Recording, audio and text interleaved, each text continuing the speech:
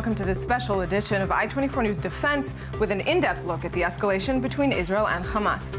The month-long IDF operation targeting Hamas terror infrastructure in Gaza ended with 64 Israeli soldiers killed and a death toll of over 1,700 Palestinians in Gaza. Before we begin, here's a look back at Operation Protective Edge.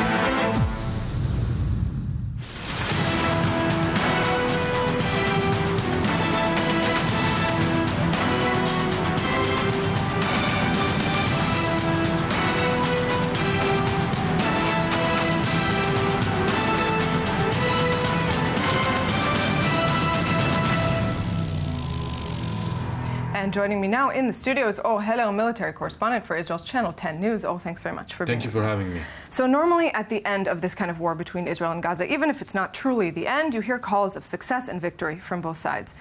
It seems like this conflict, you can't exactly, and it seems like in this conflict you can't really say anyone completely won. Can you? Is that true? Well, I think that the era of the big winning, the very clear winning of Israel in the Israeli wars here in the region has ended. It ended in the 73 war, in Yom Kippur war, and today we are talking about another way of winning. And today we consider winning as to delay the next operation, to delay as you can, as long as you can.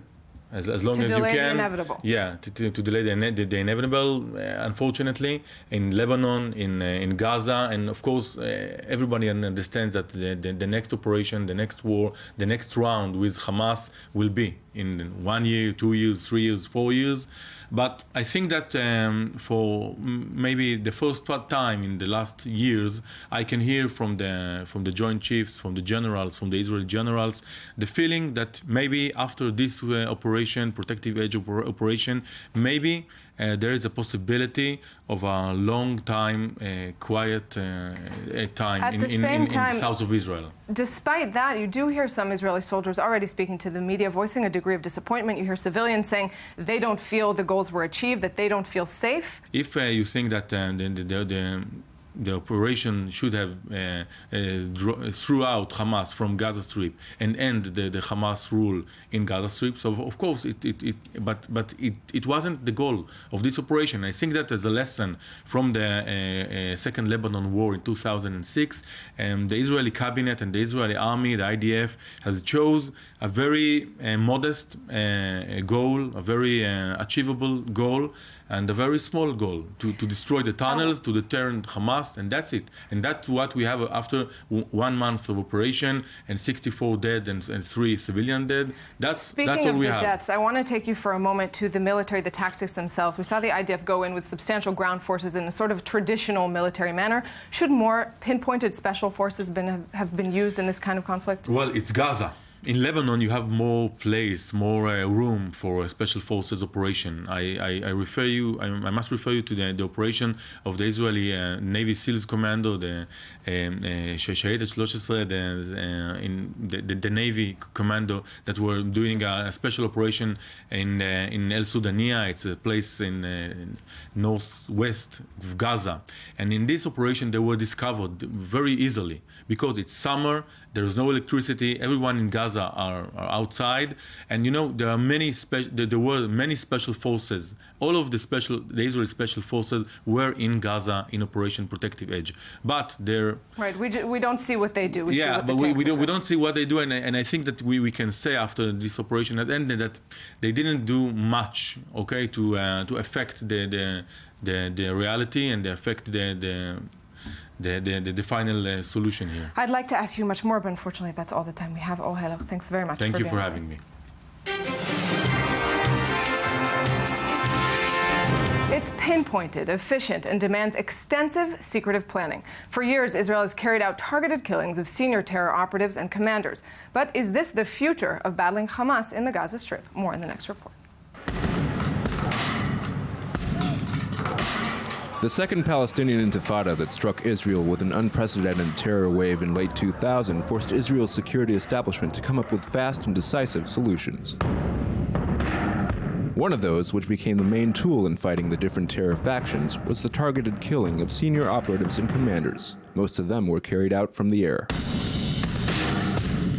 The first targeted killing took place on November 2000.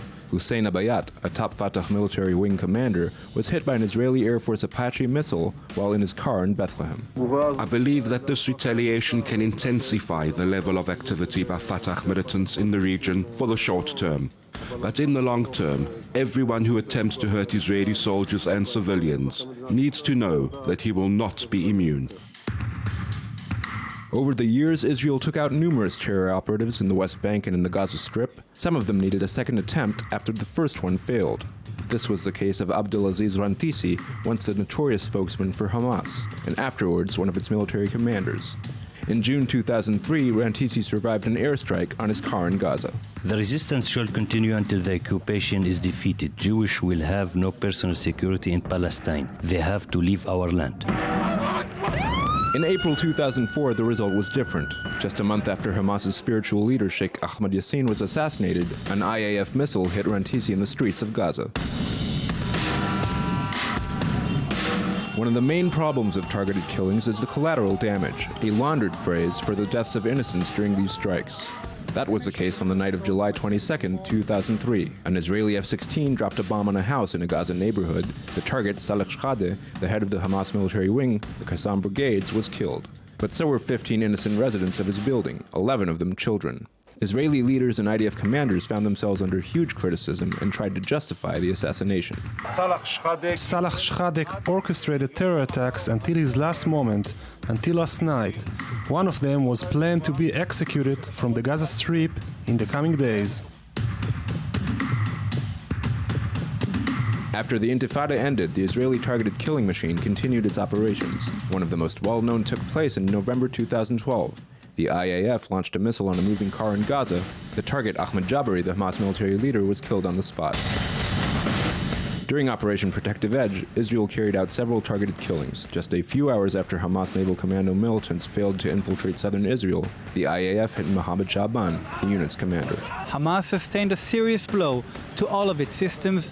Its commanders, who are sitting in bunkers underneath sensitive sites they use as cover, will come out, see the extent of the damage that occurred to their fighters, and see the extent of damage in the Gaza Strip, unfortunately because of Hamas.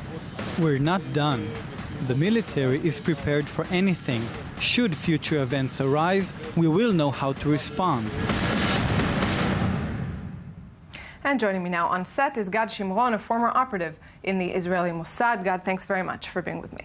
So we just saw some of the historical, more famous, well-known Israeli targeted killings. Today, in August 2014, what role do targeted killings play in Israel's policy?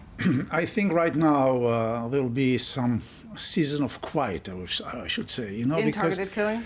Yes, I mean regarding the Hamas, because when you talk, you don't shoot. Unlike the Western, the spaghetti Westerns, if you remember those Italian. If you have to talk, if you have to shoot.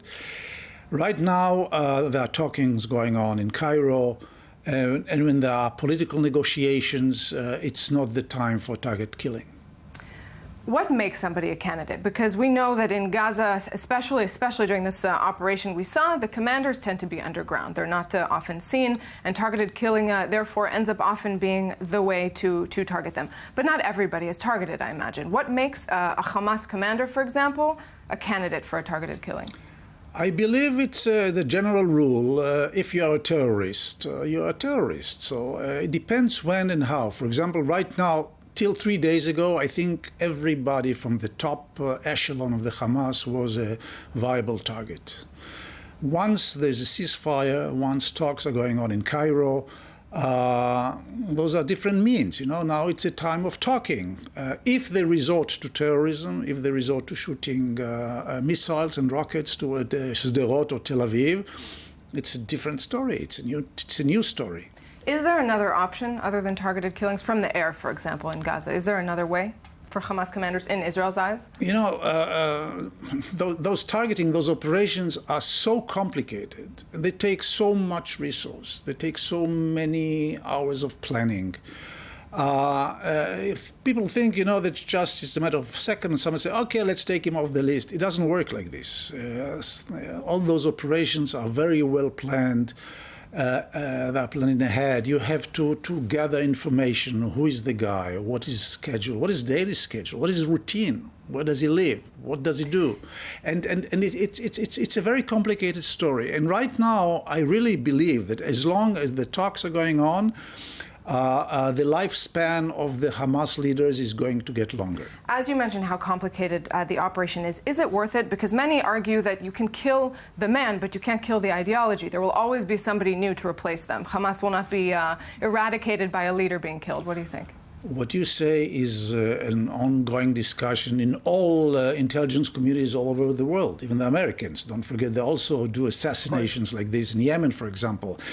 It's something you cannot quantify. No doubt about it. I mean, you don't know if you kill somebody, if you take him off the list, whether it was an advantage or disadvantage. Because there are many cases, for example, with the Islamic Jihad, Fathi Shkaki, who was the chief of the Islamic Jihad, he was killed, assassinated in 1995, I believe, in Malta. Once he was away, his organization collapsed for a couple of years. The same thing with the Imad Mournieh, who was the chief of operations of the Hezbollah, killed in 2008 in Damascus. He's off the list. Hezbollah is not the same anymore. Gad Shimron, thank you very much for being with me on set today.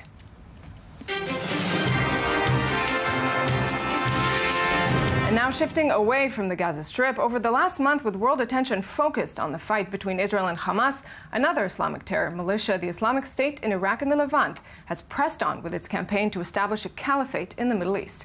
First, the latest on the advance of the ISIL.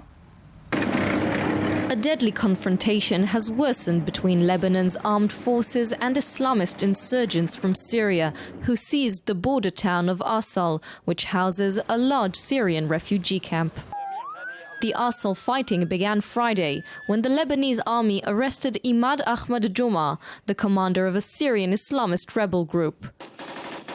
His followers, who include brigades affiliated with Al-Qaeda and the Islamic State in Iraq and Syria, attacked Lebanese troops, seized control of the town, gathered all the men and confiscated all media devices. Witnesses said that the city was bombarded from multiple directions and the residents fled. The gunmen are everywhere, even in front of the Islamic court, where my house is. They put a checkpoint there and they are preventing anyone from entering or leaving. The militants fired heavy machine guns and mortars, killing at least 16 soldiers, wounding 86 and capturing 22 others in 5 days of fighting. The Lebanese army reported that 20 of the ISIS militants were killed and dozens were taken prisoner. Allahu Akbar! Allahu Akbar! Meanwhile, fighting between the Assad regime and the ISIS continues. 12 Syrian soldiers and 8 civilians were killed in the shelling of a residential area in Damascus.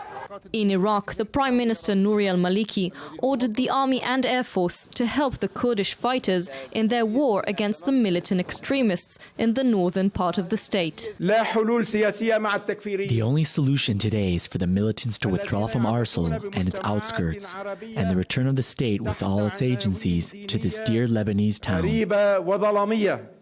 Back to Lebanon, which vowed to show, quote, no leniency to jihadists threatening to further engulf it in its neighbor's war, and urged France to speed up promised weapons supplies as their troops battled jihadists on the Syrian border for almost a week. And with me now is Dr. Jonathan Fine, researcher at one of the leading counter-terror bodies, the Institute for Counterterrorism at the IDC. Dr. Fine, thanks very much. Good afternoon to you and all our viewers. So we saw ISIS very strong, clearly in Iraq, but this week we saw one of the largest spillovers into Lebanon, if not the largest, from the Syrian civil war, of course linked to ISIS. What is the end game for the Islamic State? Well, the end game is exactly what they've been declaring all the way through, and that is to establish the Sunni Caliphate that will include the entire Ummah, which begins from Southeast Asia all the way down to Al-Andalus in Spain. In the meantime, their major focus is on what they call heretic Muslims that are following the West, which, by the way, was an al-Qaeda idea from the early beginning. It wasn't Israel, the United States, the Jews, or the Christians, but first of all, those Muslims who do not follow Islam according to what they understand Islam is, and therefore their biggest enemy are those secular Muslims or those that are following the West or influenced by the West. Then they're going to take care of all the rest. The important thing to understand about Daesh is, and that's what you call ISIS, or actually IS. It's more than right, ISIS. It's now the Islamic State. It's the Islamic State, and al-Baghdadi now nominated himself as the great Khalifa. Yeah, although Yusuf Qaradawi said that he doesn't have the authority to do so. All these radical Sunni groups, it's not only Daesh, it's Boko Haram in Nigeria, al-Shabaab in Somalia, Hamas in Gaza, and partly in the West Bank. Al-Qaeda all stem from the ideological incubator founded by the Egyptian Muslim Brotherhood in the late 20s, early 30s. That's where they all come from. I want to take that point then. You mentioned also Hamas, Al-Qaeda, Boko Haram, and so on. What is the difference? First of all, they all have local agendas. You have a local Palestinian agenda regarding the war against Israel, the Jews, and Zionism. You have the local agenda in Nigeria and Somalia. But it's very important to remember they all have a macro level ideological common denominator, which is rooted in the ideology of the Egyptian Muslim Brotherhood from its early origins, and that is to basically take over the world and spread Islam. Are they at odds with each other in any way? Well, yes, there are local confrontations. For example, there was a quarrel between Daesh and Al-Qaeda. They split from Al-Qaeda in Syria. They split from Al-Qaeda already when Abu Musa Zarqawi actually laid the foundations in Iraq in 2003. He actually self-nominated himself, and only later he got recognition from Zawahiri and from bin Laden, and later on this thing broke again. So there are internal confrontations, internal quarrels. But the end game, in the end of the day, is the same. And it's very important to understand that. Speaking then of the end game, in the little time we have left, we have Israel experiencing Hezbollah from the north, Hamas from the south. Can it expect an Eastern Front with the Islamic State in the future? The Eastern Front is coming back to life again. You know, we could relax here for some time after Saddam was kicked out of Iraq, but now we see the Eastern Front reviving, but in a very different way. If, God forbid, Daesh does take over Iraq and gets into Lebanon, we will definitely see revival of the Eastern Front. On the other hand, we also have to remember that in these crazy unexpected changes we have here, we see a new axis which can work together. The Saudis, the Emirates, the Jordanians, Israel, Egypt. There's a lot of anti-brotherhood factors here. Dr. Jonathan Fine, unfortunately that's all the time we have, but thank you very much for being with me. And that concludes this special edition of I-24 News Defense. For all the latest headlines from the Middle East and around the world, find us online at i24news.tv. Thanks for watching.